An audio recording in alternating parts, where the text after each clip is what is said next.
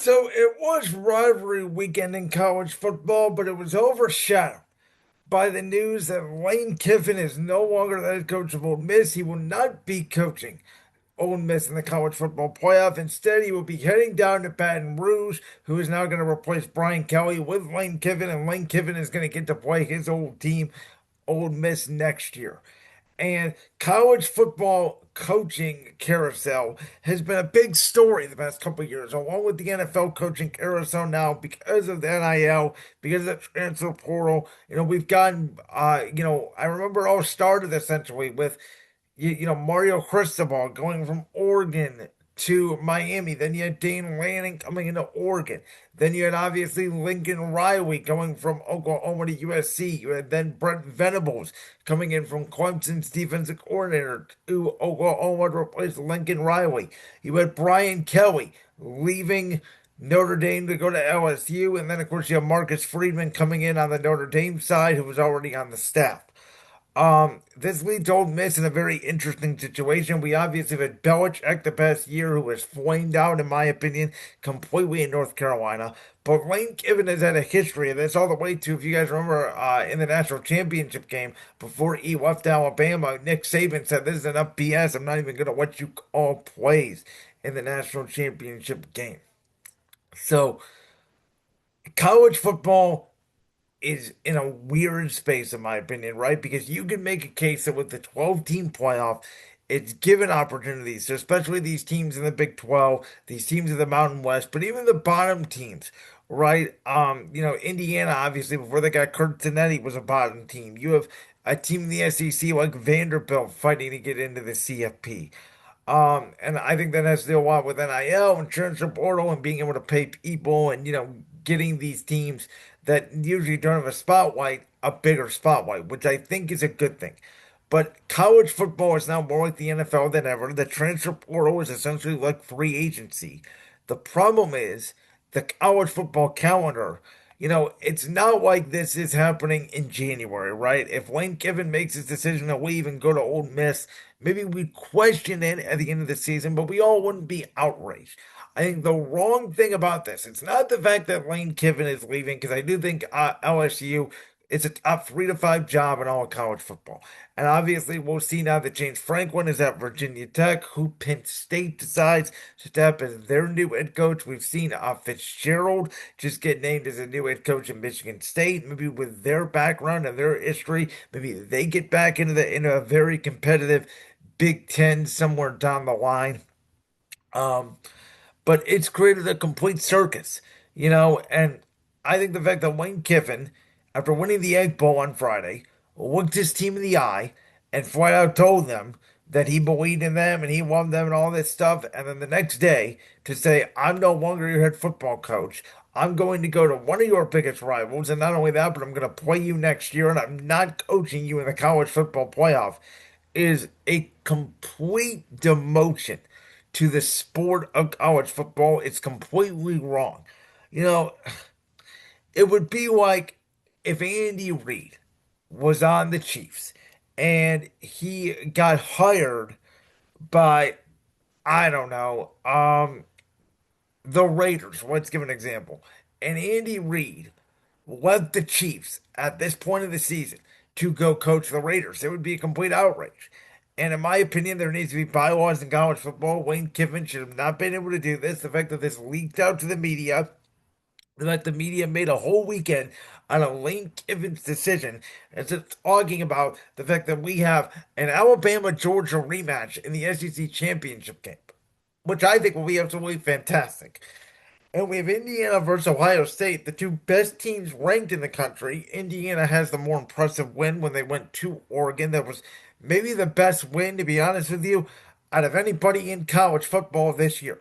They're about to get super tested on a neutral field against a team that, I know they haven't played anybody, but did you watch the Michigan game on Saturday? There was no point in my mind that I thought Ohio State was going to lose that game, even when Michigan was up 6-0 and 6-3 early. Ohio State just looked faster, dominant. They shut down Michigan. They held them to less than 50 yards in the second half. The defense is only allowing a touchdown a game.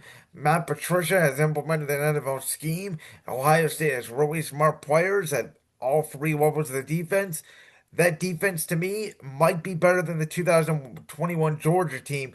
And that offense may not have the Justin Jefferson names, but it could in years' time if Cardell Tate, Jeremiah Smith pop in the NFL the way I think.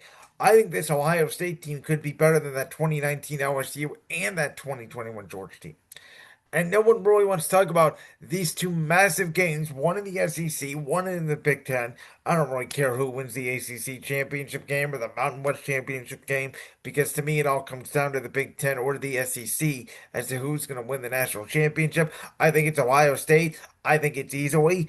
No one wants to talk about the fact that Texas defeated Texas A&M and Arch Manning struggled. I think Texas A&M has not been a serious contender the whole season. It's one of the reasons why I talked about why I don't think that college football is in the great space right now, because I think college football does need dynasties.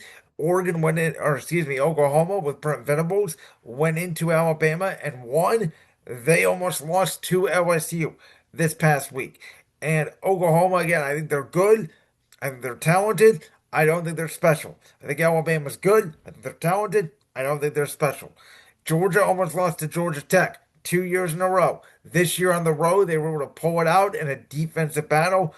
Quarterback play from Gunnar Stockton, not great. Carson Beck in Miami, obviously don't trust him. I think it'd be fascinating if he were to wind up against Georgia in the CFP. That would be a good storyline. But I think the fact that in college football, we talk about head coaching searches in the middle of the playoff is a joke because they're battling themselves more at this point. They're battling the NFL. The NFL is aiding college football with the fact that we get to see essentially Sunday NFL guys before they reach the NFL with this CFP. And the one benefit about the 12-team CFP is we are watching future first and early second round picks all over these squads play. And, we can start dreaming and start doing recruits, and especially for teams at the bottom of drafts, saying, oh, it would be nice if we could have Caleb Downs, or oh, it would be nice if we had Jeremiah Smith or Cardell Tate, on our team, or oh, that Fernando Mendoza. Do I like him? Do I not? Let's see him go up against a NFL defense. Same thing with Ty Simpson, who I thought played well, not amazing, played well the first time against Georgia. I want to see when Georgia has more time to scheme up against him, what that result will be. So I'm excited about this weekend, but I think the fact that Lane Kiffin left Ole Miss essentially at the altar is wrong. Again, I would have made him stay the season. I would have made him coach the rest of the CFP, even if that meant the Ole Miss team quit on him and they got blown out. That's the consequences you get for publicly negotiating. I think him at LSU does feel big. I want to see that LSU Alabama rivalry reunite with a new Kalen DeVore versus Lane Kiffin instead of Nick Saban versus Les Miles, or Nick Saban versus Ed Orgeron, as it was the last few years. There was sort of the last time to me that Alabama and LSU felt big. It's one of the reasons why I thought Michigan, Ohio State the last few years felt big, because you had Jim Harbaugh versus Ryan Day. You don't have that anymore. Obviously Harbaugh leaving to the NFL. Again, if Lane Kiffin left for the NFL, if he did it at the end of the season, go coach the Giants or somewhere, I don't think anybody would fault him. But Wayne's a good football coach. I don't think he's great. He's never proven to be the best recruiter on the planet. He's proven to get a lot out of his quarterbacks. Look what Jackson Dart has done this year in the NFL, and I do think the college game suits him more than the NFL. But I'm not going to stand here and say he's going to absolutely succeed. I think James Franklin, year one, actually has a better chance to succeed at Virginia Tech than Lane does in the SEC with LSU because of that competition. But again, the story should be about conference championship weekend. Who's coming out of the Big 12? Who's coming out of the Mountain West? Who's coming out of the ACC? Who's coming out of the SEC? Who's coming out of the Big 10? I think the college football playoff 12 teams is pretty much set. Ohio State, Indiana, Oregon out of the Big 10, Texas A&M, Oklahoma, Alabama, Georgia. If I'm missing someone, I apologize, but I think that's seven right there. You got to put Notre Dame, obviously, that's eight. And then you'll have your ACC winner at nine. You'll have your Mountain West winner at 10. You'll have your Big 12 winner at 11. And I may be forgetting one other team. But for the most part, I think we're set on the CFP. Again, I think it's going to be a very good CFP. But the college football restructure, the transfer portal thing, players should not be allowed to enter the transfer portal, even if they're in bowl games, in my opinion. I don't think they should be allowed to really enter in the transfer portal until the season ends. I just think it's a complete mess of a schedule for college football. Like that clip from the Brands World podcast? If so, make sure you go down there and hit that subscribe button. While you're down there hitting the subscribe button, make sure to also hit the notification bell so you never miss another upload. And make sure you check out all the other clips from the Brands World podcast right here on YouTube.